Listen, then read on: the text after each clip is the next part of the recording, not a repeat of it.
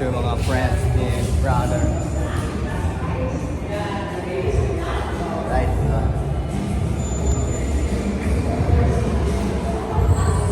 Ito pala isa pang room, pinag-iwala yung room.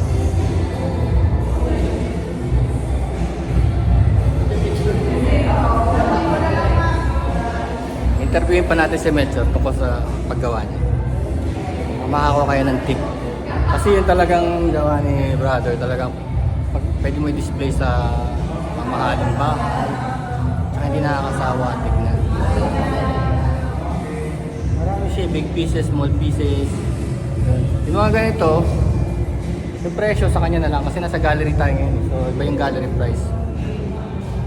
Pero kita niya naman pwede mag-customize. Dalawa yan eh. Yes, maganda. This is homage to Gaia. So yung sabihin, Mother Earth yung tema. Mother Earth. So next time na sinasagip tayo ng Sierra Madre sa Baguio, tignan nyo yung sa homage to Mother Earth. Artist din eh. Artist ka rin di ba? Artist ka rin di ba? Di ba? Kita ko yung gawa mo di ba?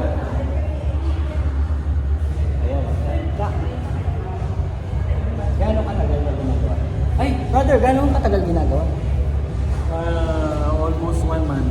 Ah, gano'n, tuloy-tuloy. Kasi dahil dito, no? Then, sa ano pa lang, sa mga malaking mga leaves. Ano eh, matagal na yun. Parang mano-mano. Ah, manumalang mo. Mas meron ka bang color na parang orange mo? Kumanda lang alam mo. Hindi nakakasawa, tignan, tsaka talagang naligasya. Yung presyo mo, hindi yun ang presyo ng gallery, no? Kaya hindi pa natin pwedeng sabihin. Iba ang presyo dito.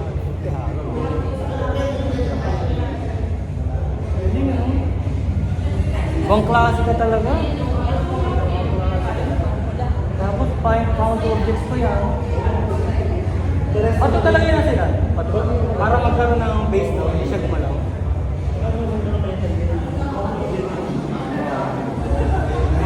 Ito kasi, ano, malalaki na ito kasi binibili mo, mga galon-galon. Kasi yun, parang masilya mo no? Gawa mo rin yan. Iwala lang naman siya. Yung color scheme mo, no? May silver. Ang ganda.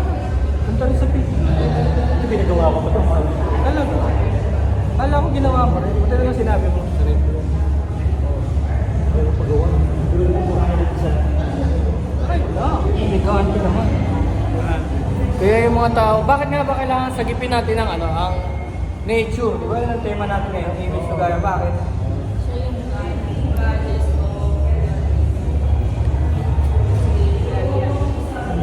O parang yung sa Final Fantasy, di ba, Gaia tawag nila sa nature. Pinipilit patayin yung Earth. kaya yung save yung mga parang sayo malaki. Saka tignan nyo, mamamatay tayo pag namatay yung Earth kasi nag-iisa lang yan eh. Diba? Sa mga kagawa, kung ano na pinagagawa natin. Eh, ilang libong taon na bubuhay yung mga puno, tapos puputulin mo lang ng 1 minuto. Diba? Parang wala kang respeto talaga, no? Tapos gagawin mo lang mesa, upuan. Tingnan mo yung mga ginagawang mall, doon lang sa amin, hindi ko napapanggitin na yung mall. Grabe, siguro mga binilang ko sa Google Earth yun, mga 50 puno ron ng may gitsan taon na, hindi mayakap ng 6 na tao. Pinutol lang, ganun-ganun lang dahil walang pumigil sa kanila, binigyan sila ng permit. Gagawing mall.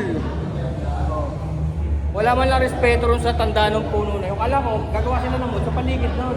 Kasi nasa gitna siya ng property. Ganda sana kung ginawa yung mall sa paligid ng mga puno. Hindi nila naisip yun. Pinilit pa nilang ilipat yung 2 puno, namatay din. Pwede ilipat siya. So ito yung homage to Gaia. Ngayon, kung talagang mahal nyo ang kalikasan, tulungan nyo kami. Bumili kayo. Iwan ng kalikasan yan. Dalawa yan. Yan pa sa loob. Yung kanina sa video natin. Dalawa yan. Yan, si Master Melchor. Basta nang naging salitang Master Melchor. Yan yan.